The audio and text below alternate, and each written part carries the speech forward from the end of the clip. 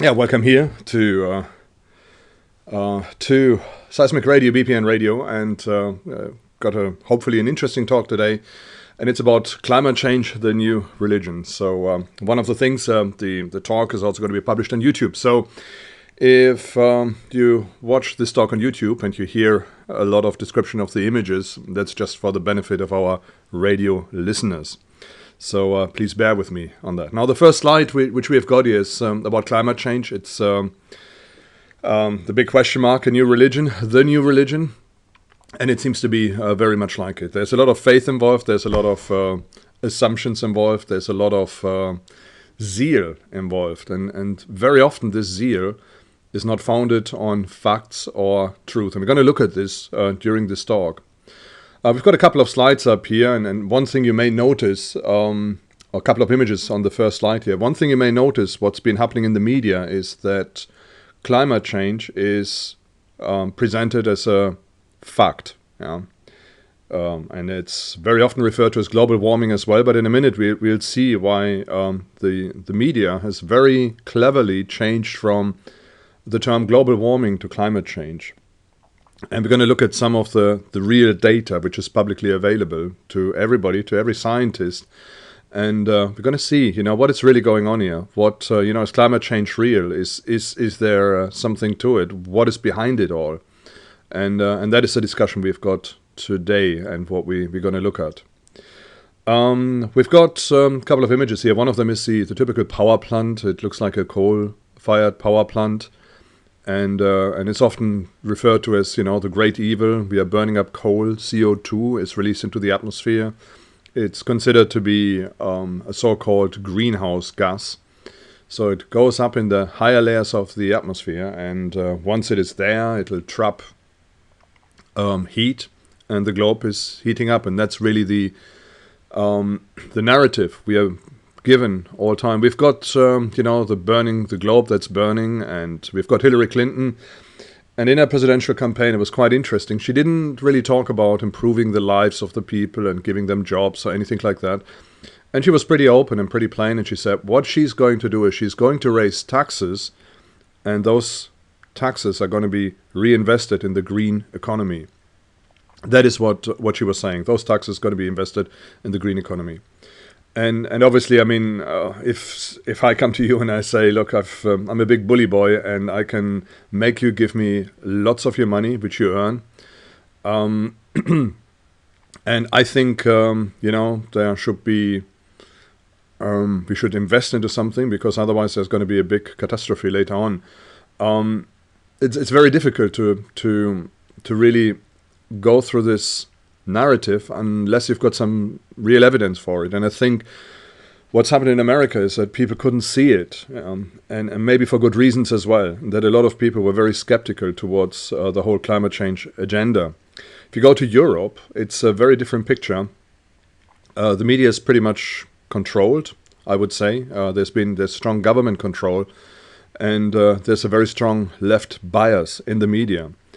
And when you go to Europe, it's everybody. If you ask the average person, virtually everybody, especially within the younger generation, younger people, they firmly believe in the reality of climate change. And it's quite interesting. We're going to look through this as well. And then we've got another signpost, and this is being sort of said. I'm just going to read the signpost out for you, and it's like a protest march of some sort or another.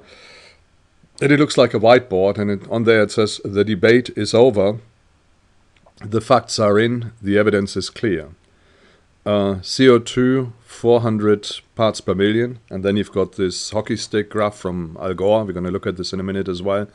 Science stands for climate action. And again, we need to really find out what is going on with this hockey stick, and what is, the whole narrative about CO2. And it's very important that we sort of get a clear understanding of this, to see whether the narrative they give us is actually believable or it isn't. And it's interesting as well that sometimes the answer is in clear sight, and if you just ask a few questions, the whole house of climate change topples down quite fast, quite quickly. Okay, let's make a start in this presentation and go through the slides. First of all, what is going on? Climate change is a dominant feature in the mainstream media, and I think that is probably doesn't matter whether you're in America. I was recently talking to a friend of mine and from Austin, and he was saying that whenever he turns on the television, it's just all about climate change. It's climate change, climate change, climate change. Yeah. And that is sort of the big narrative right at the moment. And it's a problem, you know. If it's real, yeah, then certainly we should do something about it if we can. But if it isn't, you know, what is going on? What is going on if the science isn't real? And also, to go back to the previous slide, that is always what is being said, you know. Science has made a decision, everything is clear. Yeah, and what I can do is I can remind you, I said at one stage, science, not the church or Christianity, but science, yeah, believed that the earth was flat. At one stage, science believed a lot of things which weren't true. Yeah. And whether there's a consensus among scientists doesn't mean that it's necessarily the truth. The thing is, if you're a true scientist, the debate is never over. So your science should be able to stand up against scrutiny, and there doesn't need to be a lobby disallowing scrutiny of whatever science is presented. And that's what science is all about. But what we find here, no, you can't debate this anymore. This is fact. You know, this is what it is, and you cannot discuss it, and you cannot do anything about this. But this is what it is. We are not allowing any further debate, and that is pretty much what is going on. And at that point, I would say that this whole climate change talk is turning gradually into a religion. You need to subscribe to, and once you're subscribed to, you're on the inside, and if you're on the outside, you are an enemy and you need to be dealt with. And that is pretty much what is happening today. Now, CO2 is deemed to be the culprit of climate change. And again, we need to look at facts and figures to see whether CO2 actually does make a measurable difference to the climate. Man-made climate change has been declared to be factual. Questioning this dogma is subject to the Inquisition. We're going to look at some of the stuff as well. There are now calls by the IPCC, so it's the International Panel for Climate Change, to punish people who doubt climate change. It's quite interesting as well. It's similar stuff which goes on with so-called Holocaust deniers. If you go to Germany or to Austria and you deny the Holocaust, obviously, you know, something terrible happened. But again, it's one of those things. A history has been written based on a couple of sources. If you get different sources, you're not allowed to discuss this in those two countries. If you do, you end up with in court, yeah, and you possibly end up in prison. Now, with climate change, there are similar calls to the same thing. So if you doubt whatever the climate change activists say, and you throw doubt on it, there are now calls to criminalize so-called climate deniers, yeah, or climate change deniers. And then at this point you think, what is going on? You know, if something doesn't stand up to scrutiny, is there something wrong with it? Yeah? If I have to protect something against debate and against being scrutinized, there's a big question. You know, is there something really wrong here? The next one is guilt is used to shape opinion and minds and behavior. So your thoughts are controlled by this, your opinion is controlled. In other words, you know, if you don't buy an electric car or if you use more energy than you're entitled to, then you are a culprit and you need to be dealt with. Yeah? You are a criminal. And so suddenly the morality is shifted from integrity and good behavior and love your neighbor as yourself towards how much CO2 are you putting out. Yeah? And are you worthy, you know, of society because of your CO2 consumption? Are you CO2 neutral? Yeah. This is sort of the thing they can come up with, and then good and evil are measured by compliance to the agenda. So we've got an agenda here, and the agenda is to go carbon neutral, you know, to reduce your outputs and you know, your energy consumption, and that's what you're measured by. And so they try to restrict your mobility by taxing fuel. They try to restrict your comforts, you know, stuff which we have gained over the last 100 years, a warm home, or if you're in a hot climate, a cold home, by again measuring the output of CO2. And even though, some of the things are certainly not bad, as a result of it, it's not bad to use renewable energy. It's not bad to have well-insulated homes. And that's certainly good. But then on the other side, your behavior is going to be controlled.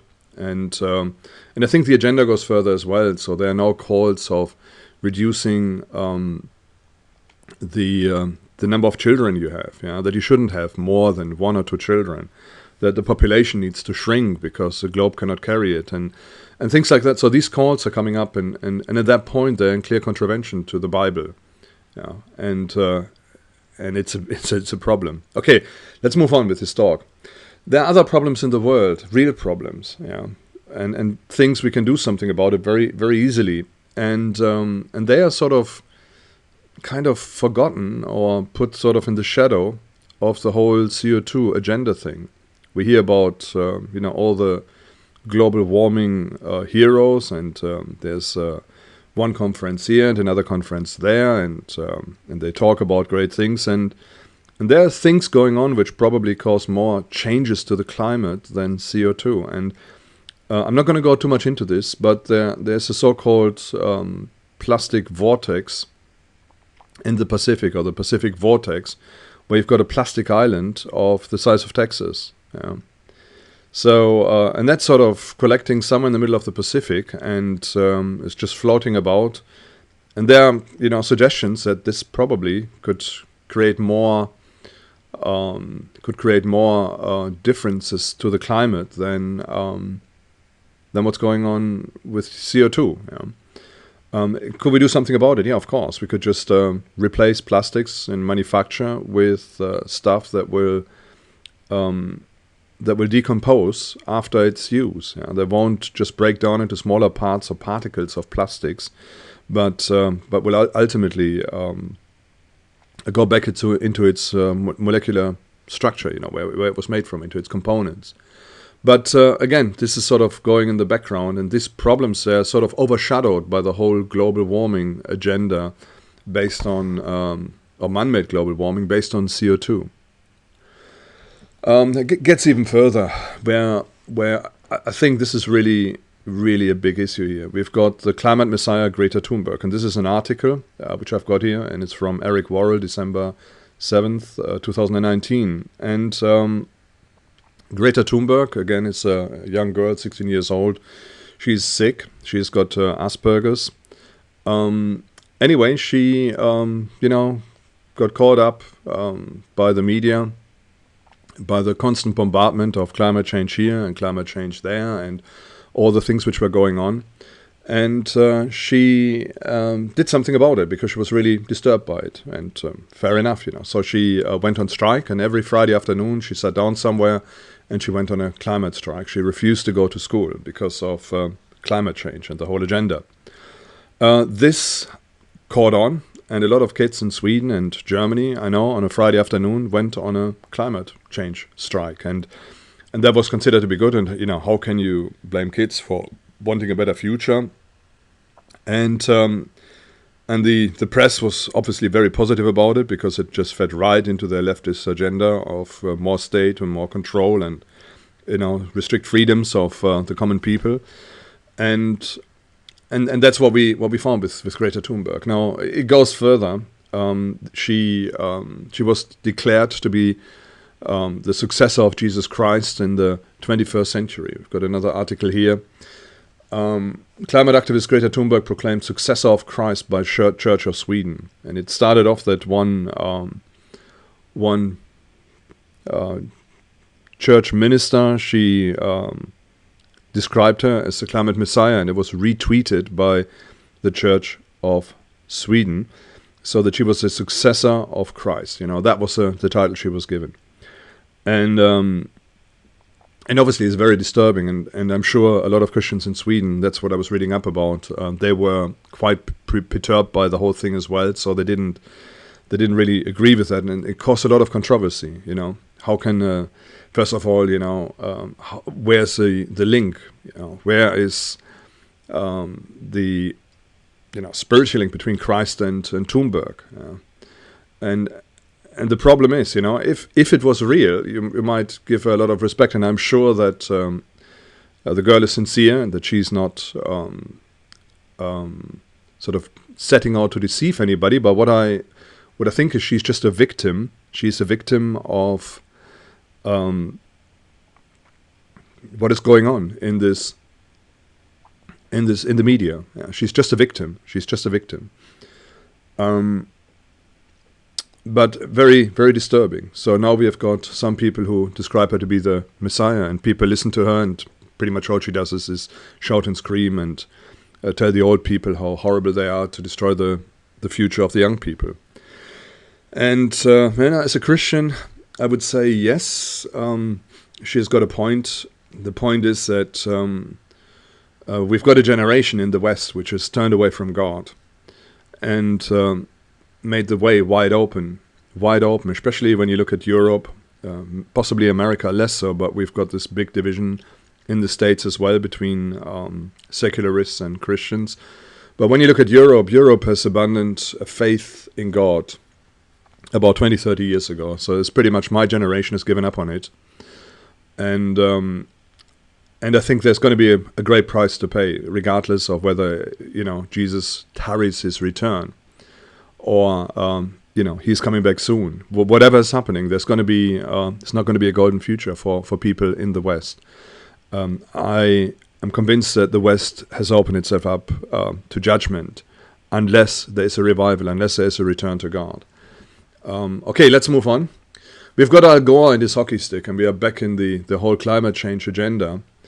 And we've got two things here. We've got, when you look at this graph, I'm trying to move my mouse over it. When you look at this graph, the white graph is the temperature, which sort of goes up and down, and then the red one is carbon dioxide. Yeah.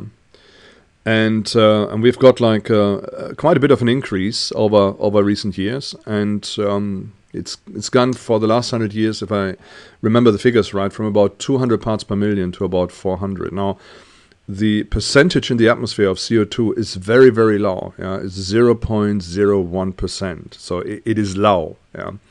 Most of the stuff in the atmosphere, the gases in the atmosphere, are nitrogen, and there's quite a bit of oxygen, but CO2 is very, very, very, very low. So it's a tiny part within the atmosphere, and this is element of gas which is in the atmosphere is very important for plant life. No CO2, we wouldn't be here. Plants would die out, and within a very short time, there would be no life here on Earth. So it's essential for plant growth. And to take it one step further, CO2 is pumped into greenhouses in Holland and places like that, where they bump up the atmosphere to about 1,000 parts per million. So that's, I think it's 0.1% or something, but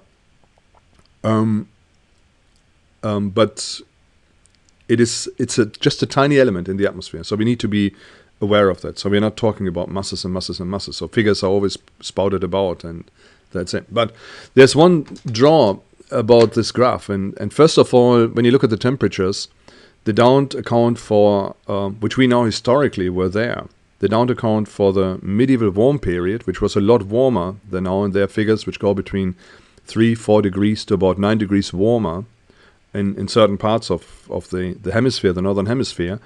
And then we've got the cold period as well. And there's one from the 1300s to the 1500s, and there's another one sort of the 1700s, which we know historically, where the River Thames was freezing up every winter, and they had market fairs on the River Thames, on the ice, on the frozen ice.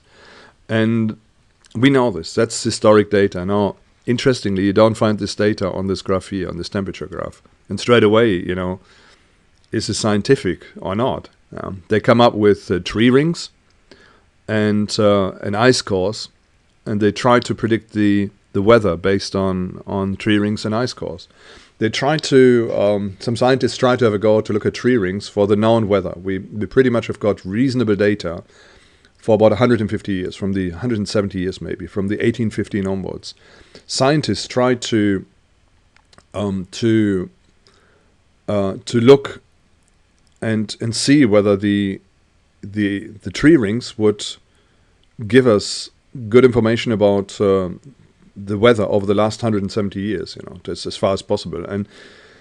And the answer was no, they don't. Yeah, you can identify maybe trends, you can identify maybe problems here and there, but it's not there's no precision to it. It's just sort of a rough estimate at most, at best you can get from that. Same with ice samples as well. They always they found out in Greenland, when you dig through the ice, you see little layers in the ice, and there are two schools of thought. Some people said that these layers represent years, and others, they had recently something happened where in the Second World War, some Second World War planes were left in Greenland on a site, on a iced up site. And they got snowed in, and the snow grew. And in the 90s, I think, some millionaire, he tried to retrieve those planes, and he was digging down the ice, and he had to go down by about 40 meters. They found the same thing. They found these layers in the ice, and when they looked at this, they could actually determine that the layers which are in there don't represent years; they represent days. From sunrise to sunset, so the ice melts a little bit and then freezes up, and that's what is creating the layers. So some of the information when people get to ice cores is not necessarily linked with the right and the correct interpretation. So it's a problem. We've got historical data which is pretty clear. We've got reports people have written and about the weather, and this gives us a rough idea as well. And the data which we get from the ice cores and the tree rings doesn't tie up, and we can see this at Al Gore's graph here with the reality. Yeah. The data we've got from reports from those periods, from stuff that's been written down, and that's not just in Western culture, but it's in culture worldwide. So the Chinese have got quite an extensive record. We had monks who were giving us good records about different eras and periods of time in the West, and there's a lot of stuff out there, but it's not been presented, I think, in the right way. Okay, let's go back to the hockey stick graph. One thing you notice is that you can see sort of a rise in CO2 and a rise in temperature. And if you look very precisely on the graph, what you see is that temperature rises first and the CO2 follows. And when the temperature falls down, the amount of CO2 in the atmosphere goes down as well. And that's quite an interesting point. And nobody really latched onto this. So even, this fake graph, you have to give them one thing, and that is that they are showing what is happening. First the temperature rises, then the CO2 goes up. So it's not the other way around. Temperature leads CO2. And that's pretty much what we find. There's tons of CO2 locked up in the oceans. And as the temperature rises, there's more CO2 released into the atmosphere. The good news is that harvests are better, more stuff grows, and life is easier and better in warm periods and in cold periods. Okay, we've got variation of the Earth temperature. So we've got a 50-year average, and this is year-by-year data from thermometers. And again, when you look at this graph here, this is pretty much what is shown all over the place. We are missing the warm period. The cold periods are kind of there, but not very well. And there's a lot of, a lot of guesswork in it. This is not, when you look at those graphs, it's up to about 170 years ago. I would say, okay, yes, you've got relevant data. Before that, it's just guesswork. It's just absolute guesswork. And it looks like it's just as precise at what it is now. To take it one step further, when you look at global temperatures as well, because I live in England, and the weather or the temperatures are pretty much dependent on where the wind blows. If the wind blows from the east, it gets very cold. If it blows from the north in winter time, it gets very cold. If it blows from the west, it gets damp. If it blows from the south, it gets damp and warm. Yeah. In summertime, obviously similar, but the weather is sort of dependent on how the wind blows. Yeah. So that's what the climate does here in the UK. And so it's very hard to determine, to measure temperatures here. So really what you need to do is you need to get a world average. You have to look at sea temperatures, you have to look at temperatures along the poles, and look at the land mass as well, even in places which are not accessible, and look at what the temperatures are doing there. And the only way to really do this is since the era of satellites, where you've got satellites that fly across the poles and they just take measurements on their orbits. And this satellite data has only been available since the 70s, the early 70s, I think 73, roundabout there. So global temperature measurements are not that old. Measurements before that are dependent on weather stations throughout the world, but still remote regions would not have been covered with that. Okay, let's carry on here. We've got Al Gore's and the IPC graph, and then below we've got a graph which says here is the truth. And yeah, it's a question, is it the truth or not? I mean, I still doubt that it is that precise, but they're just estimates, and this is, I think, really, and there's a lot of speculation in it. We just have reports of people. We know the Vikings were in Iceland, not in Iceland, in Greenland at the time, up to about the 1300s, and then eventually they left it. We know that temperatures were warmer, that they were warm and that there were cold periods. We've got an average temperature,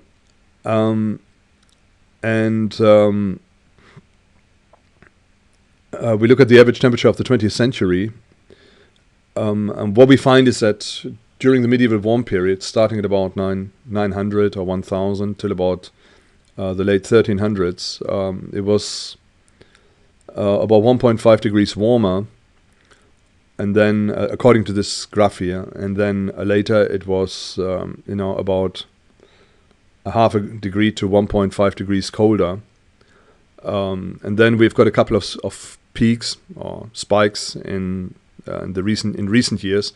We had a bit of a cold flush in the 70s, so that was, I think, 76, around about there, where it was cold. And then from then on, it started warming up till about the mid-90s, mid to late 90s. And then it plateaued out. That's the temperature record we've got. According to this graph, we are not anywhere near to where we were in medieval days, and it's just like a little bit of a blip. But again, who knows exactly what the temperatures were in those days? A lot of it is down to estimations, assumptions, speculation, and so on. I mentioned before we've got Viking colonies in Greenland. I've recently read somewhere that they're obviously talking about that the ice is retreating, the glaciers are retreating in Greenland, and a lot more places which were previously not visible are visible now, and you can see remnants of Viking colonies. So obviously that suggests that there's been a cooling taking place, and that it was a lot warmer than today in the medieval period, which might suggest that whatever graph we've seen before, where we've got a temperature increase of 1.5 to 2 degrees or something, according to the map, compared to the 20th century average, that this may be true, and that it was still warmer than what it is today in the northern hemisphere. So you can see some photos from Greenland. You see remnants of Viking colonies. You see the runes, a stone with all the Nordic runes on it, Nordic writing, and you've got a little map here where Viking colonies are supposed to be, which part of Greenland. Okay, we've got a typical warming graph, and this goes from 1880 to the year 2000. And we had a bit of a peak in the 40s, where we had some fairly high temperatures in the 40s. And then we got a bit of a trough where it sort of went down again in the 70s. So we had some, then a little bit of a rise and down again, and then we had a constant rise from the 80s all the way to the year 2000. But when we look at the rise, at the difference in temperature on a global level, we are just looking at about, let's just have a look, starts at about the lowest in 1880 is between what we've got now is about 1 degree, roughly about 1 degree. And that's all, 1 degree. no more. So that's all.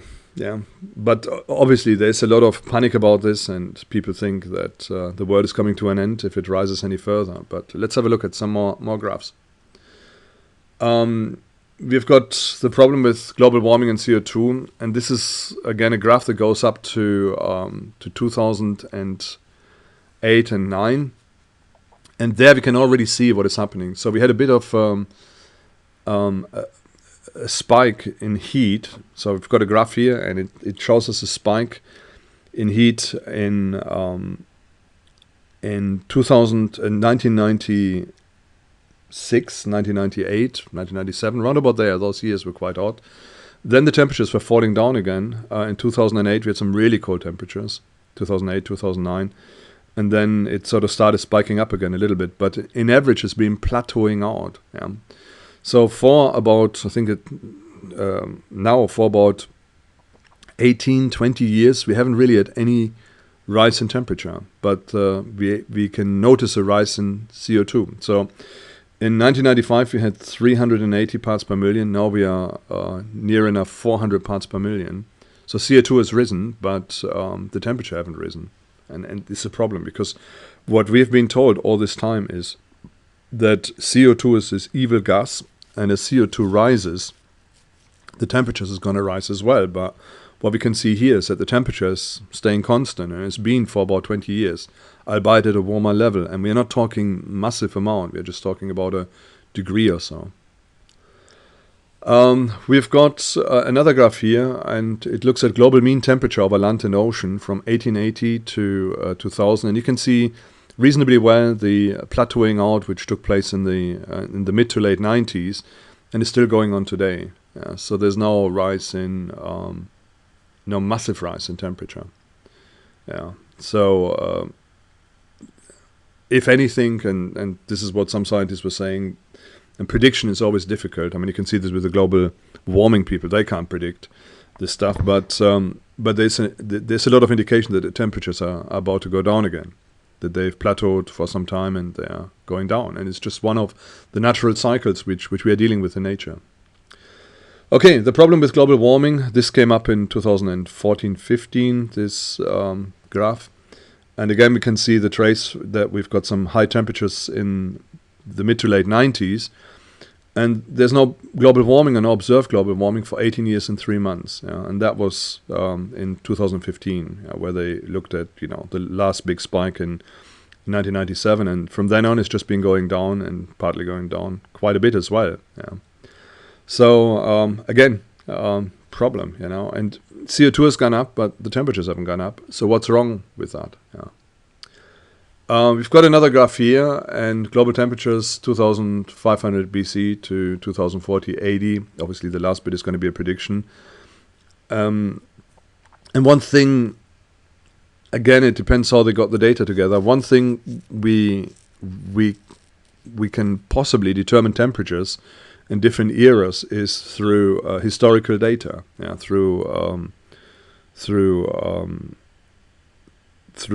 simply through history, through historians writing down what was happening there. I mean, there weren't temperature measurements around in those days, but there are certain indicators, the harvest times, or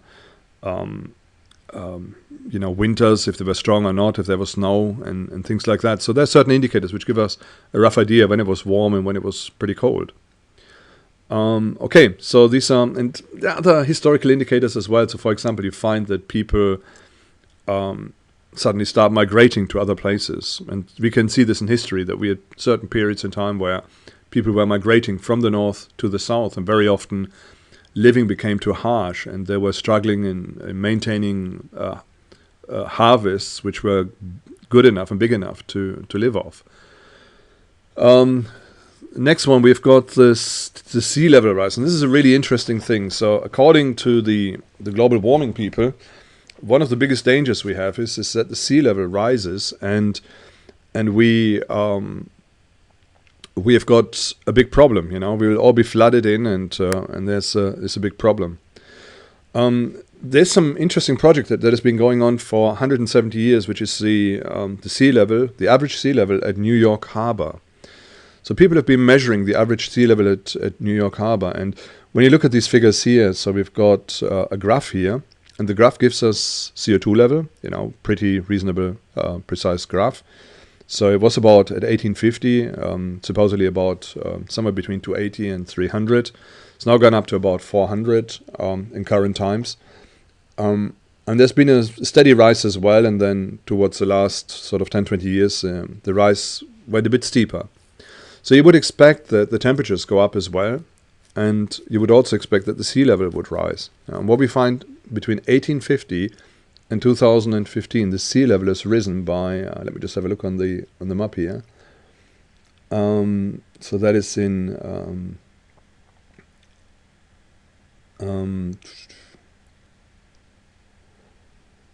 just looking at the map here. It says meters. It's meters, yeah. So it's risen up by a little bit more than half a meter, by 0.6 meters, yeah, over the last 170 years. But the function we can see is a linear function. So it's been going up gradually, sort of year by year by year by year. Yeah. So it's gone up by about half a meter over the last 170 years, the average sea level at New York Harbor.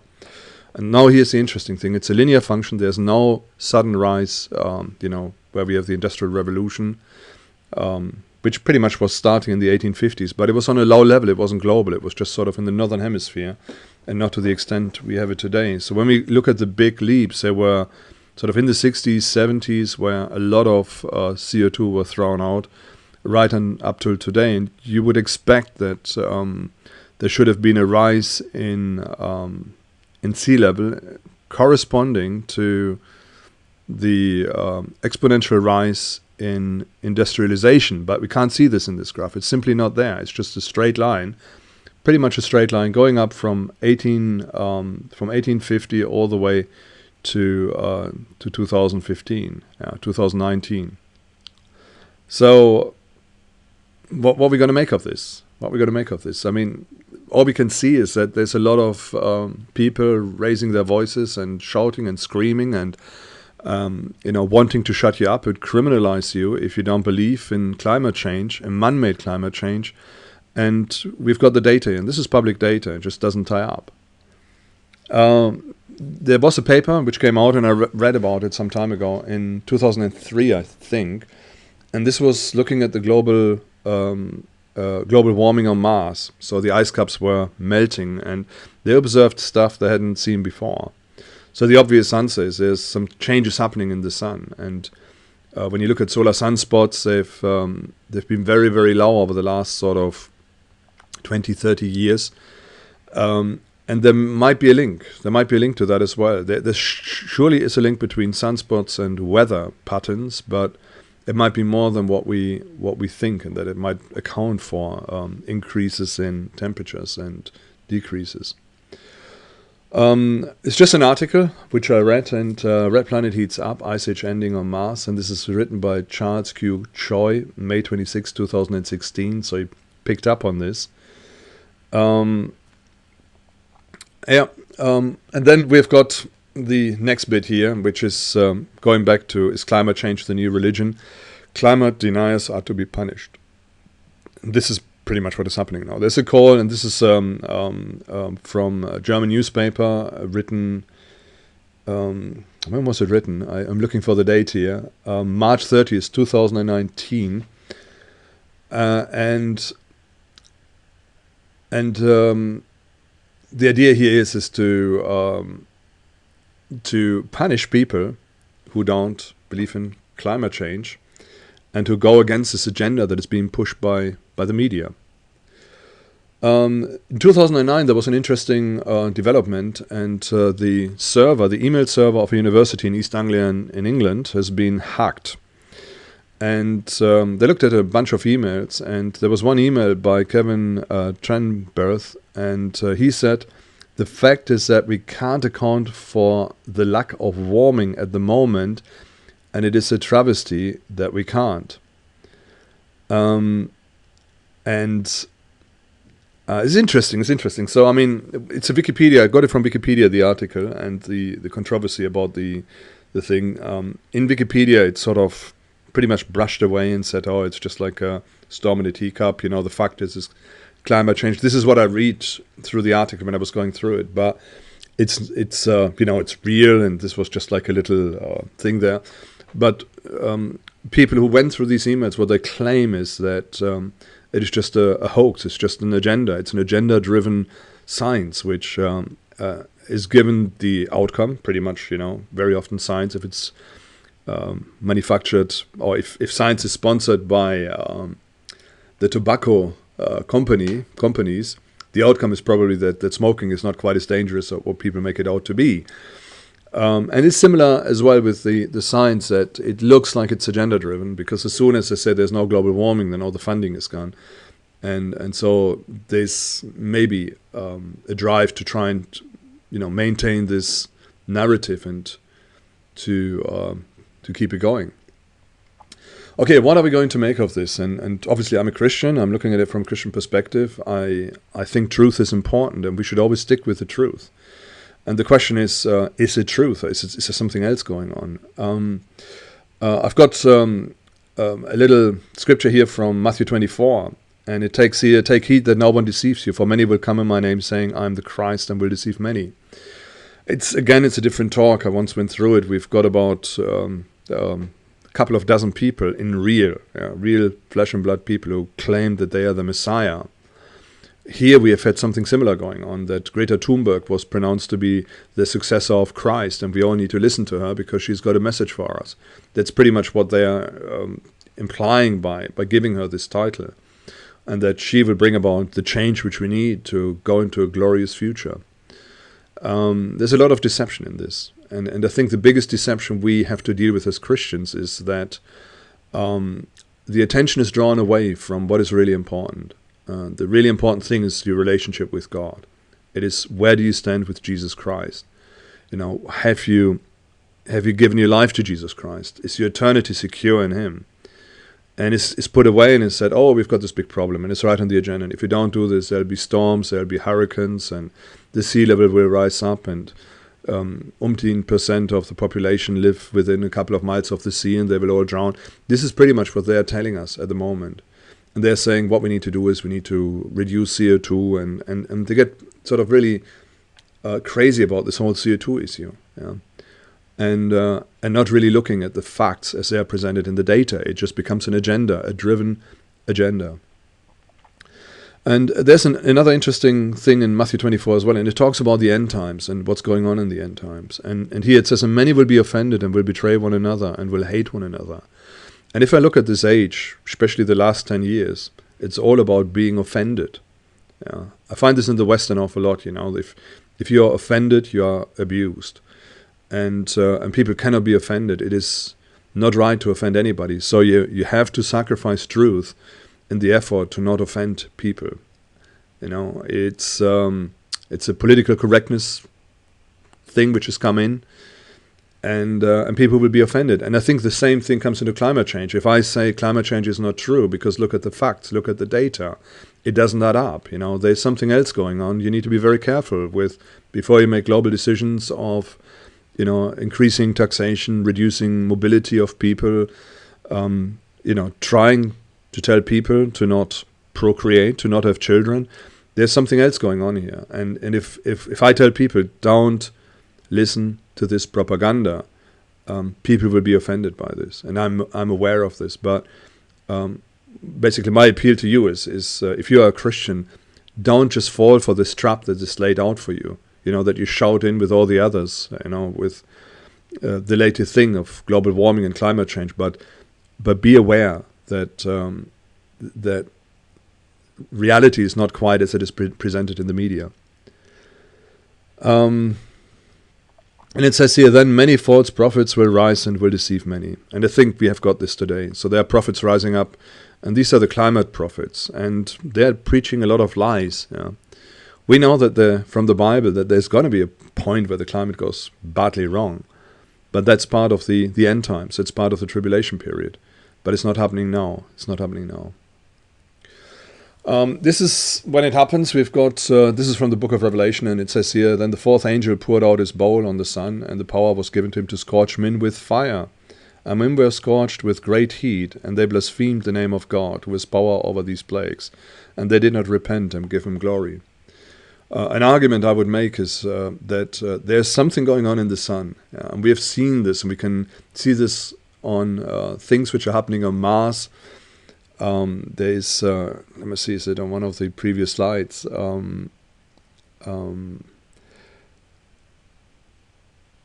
Yeah, we've got this, I think, some comments down here, if you look at this slide here, and it talks about that that's something we can notice is, or scientists are noticing, or astronomers are noticing, is that planets are heating up, that Jupiter is heating up, and that, is it Neptune or one of the other planets is heating up as well, that they can find that the temperatures are rising on those planets. And obviously, this has got nothing to do with you throwing out CO2 out of your car or heating your home.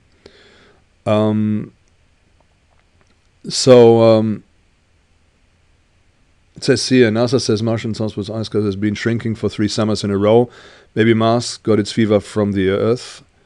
If so, I guess Jupiter's caught the same cold because it's warming up too, like Pluto. This is one comment by Fred Thompson, a Saki comment on some of the findings NASA has made.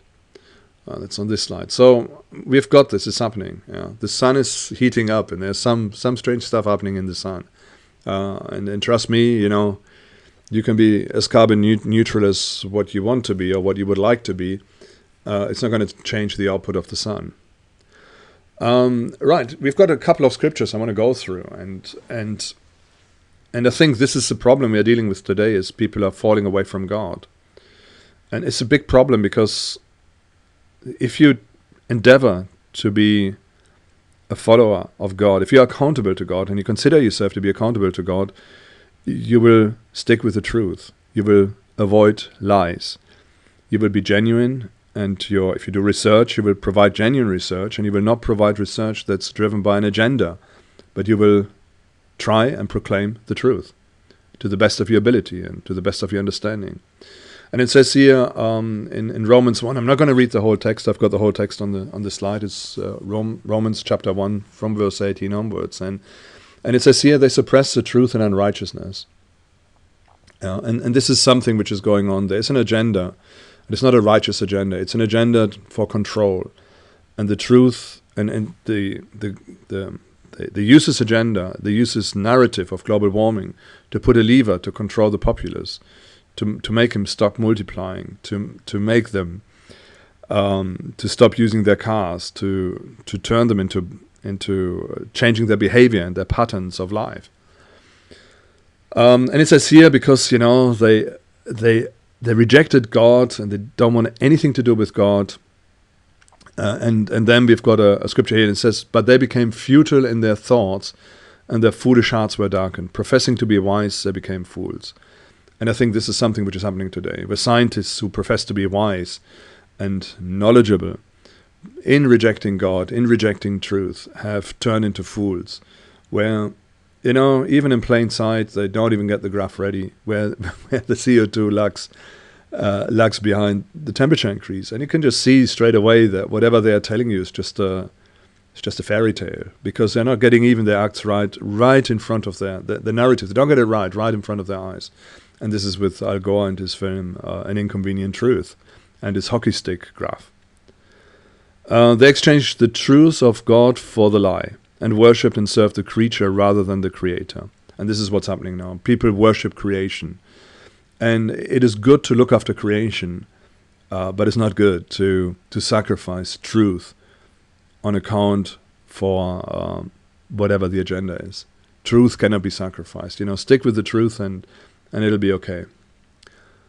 We've got another Romans 1, verse 26.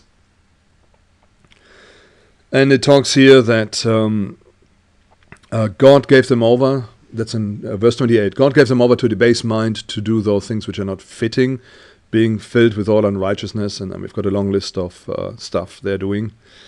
Couple of adjectives which are here: undiscerning, unloving, unforgiving, unmerciful, which is interesting. So this is where we get this, criminal thing. You don't agree with them, you need to be dealt with a criminal code, and you need to be put in prison because you don't follow the agenda. You dare to question it. That's pretty much the mindset they have. Yeah. And other adjectives here is like deceit, haters of God, which pretty much is true. It's pretty much the leftist agenda, which sort of seems to embrace this and try to push this forward. Violent, proud, boasters, inventors of evil things. It all fits in with the whole climate change agenda, what is going on here. Untrustworthy, we could see this with the emails, that they still push the agenda, even though they can clearly see it's not happening, but they predicted was going to happen. Right, and we are at the end of the presentation. What are the final thoughts on this?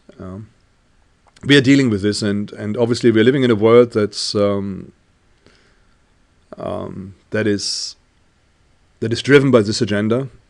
Should we change the agenda by force? I don't think I don't think there's any point in this. But what we need to recognize as Christians is that we are living in a lost world, and people have lost the plot.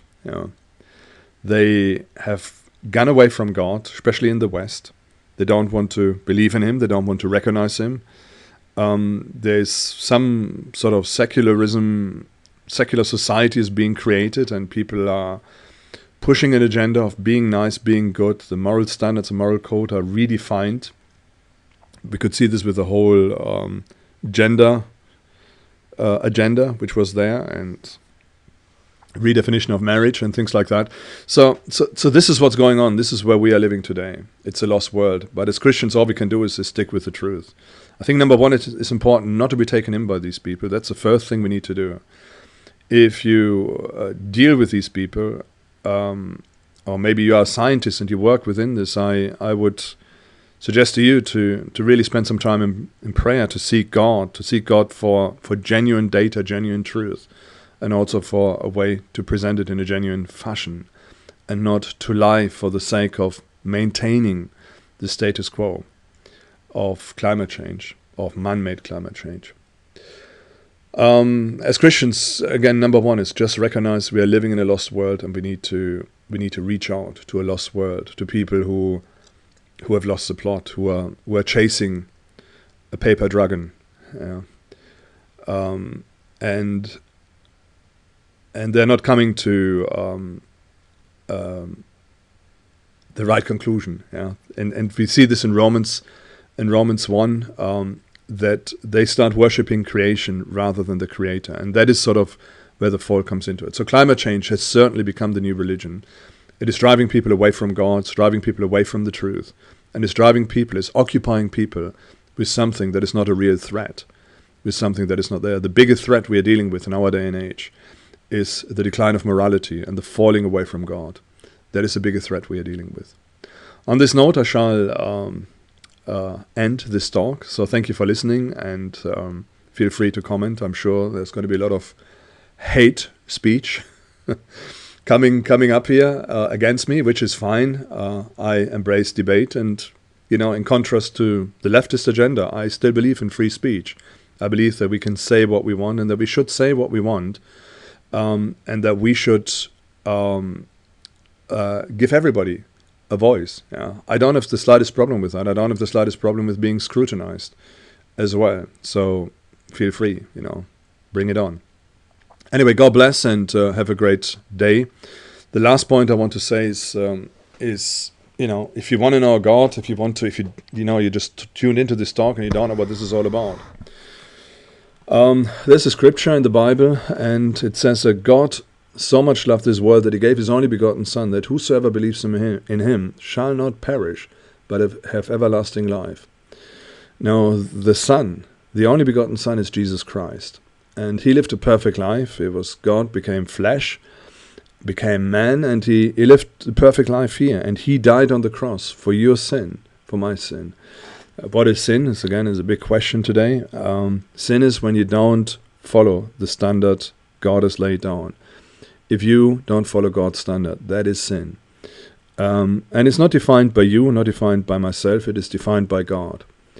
And the Bible is quite clear, there's no one righteous, not even one. All have sinned and are guilty.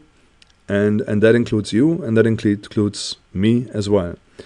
And the only person who has not sinned is Jesus Christ. The next concept we've got in the Bible is that you sin, you die for your sin. And again, if someone righteous who has not sinned died, he has got something to give. And this is sort of the concept we've got in the New Testament. If you believe that Jesus died for your sin, that he has laid down his life for you, if you trust him that he can forgive your sins, that your sins are forgiven forever and ever and ever, then you can be made clean before God, and you can inherit eternal life. You can become a child of God.